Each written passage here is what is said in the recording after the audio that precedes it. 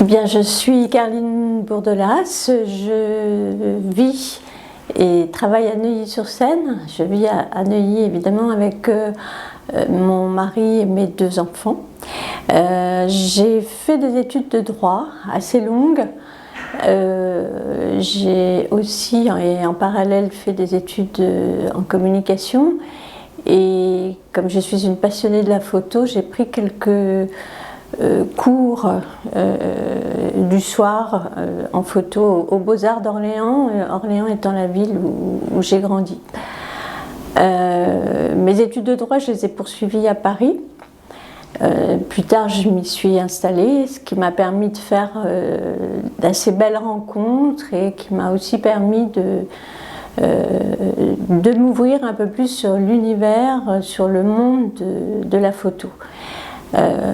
Pour autant, j'en ai pas fait mon métier, j'ai été juriste et puis ensuite directeur de la com pendant de nombreuses années. Et ça n'est qu'en 2012, au moment où j'ai décidé d'arrêter de travailler pour donner du temps à mes enfants et me donner aussi du temps à moi, que j'ai repris, et cette fois d'une façon beaucoup plus sérieuse, la photographie, pour laquelle j'ai une véritable passion, et ça depuis très très longtemps. Alors, j'ai 2 sources d'inspiration en fait. La première, c'est la société. J'ai toujours photographié des personnes dans la rue, j'aime photographier des scènes. J'ai une attention toute particulière pour les gens qui vivent vraiment dans la rue, parce qu'ils me touchent beaucoup. Et globalement, tout ce qui se passe dans la rue m'intéresse. Et c'est un travail photographique qui est plutôt le besoin de montrer comment on vit à notre époque, que ce soit en France, aux États-Unis, au Royaume-Uni ou n'importe où ailleurs. La façon dont on vit aujourd'hui, un peu comme si c'était quelque chose de documentaire, mais que j'essaie de rendre esthétique et vrai. Tout ça m'intéresse. Ma deuxième source d'inspiration, c'est la religion.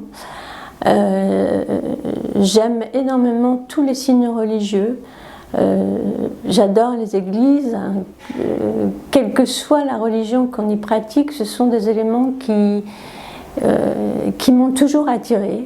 Et pour être tout à fait honnête, je ne sais pas pourquoi. Ça m'apporte une espèce de sérénité. Je n'ai pas de religion particulière, mais c'est vraiment une inspiration très très forte. Et à ce propos, je travaille actuellement sur un projet autour de la femme, où la grande question est pourquoi la femme toute puissante autrefois a ses droits et occupe aujourd'hui un rôle qui lui est assigné.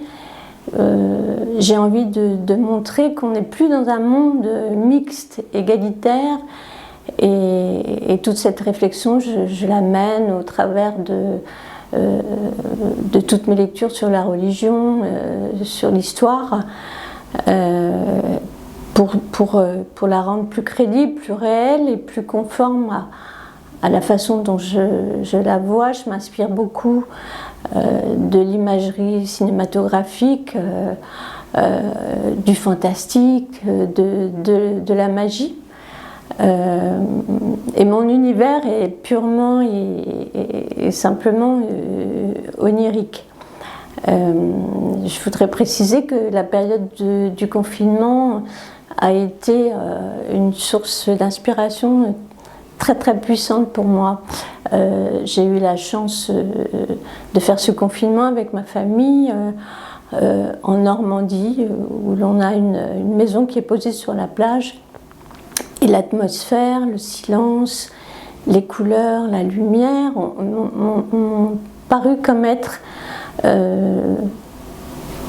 un commencement du monde. En tout cas, ça donnait l'impression d'un redémarrage complètement nouveau et complètement différent.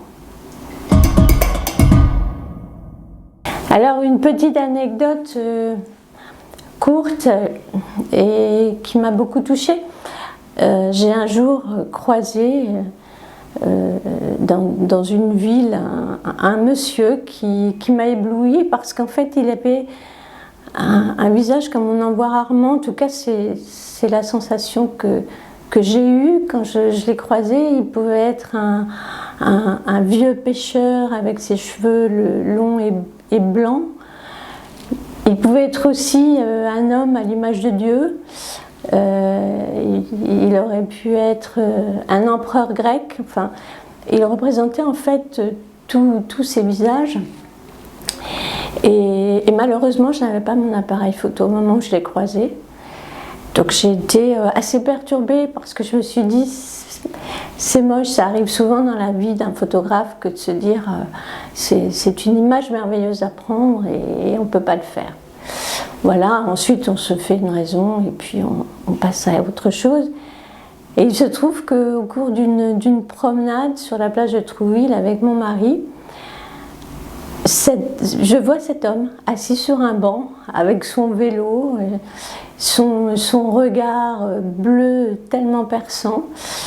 Il était assez paisible et toute tremblante, je m'approche de lui en lui demandant s'il acceptait que je prenne quelques clichés. Alors il est surpris et il me dit oui, pourquoi pas, mais que voulez-vous faire avec mes photos?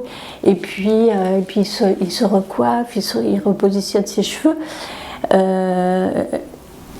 Il me demande s'il doit garder son masque ou l'enlever, enfin subitement, et il me dit mais est-ce que je suis assez bien pour faire une photo?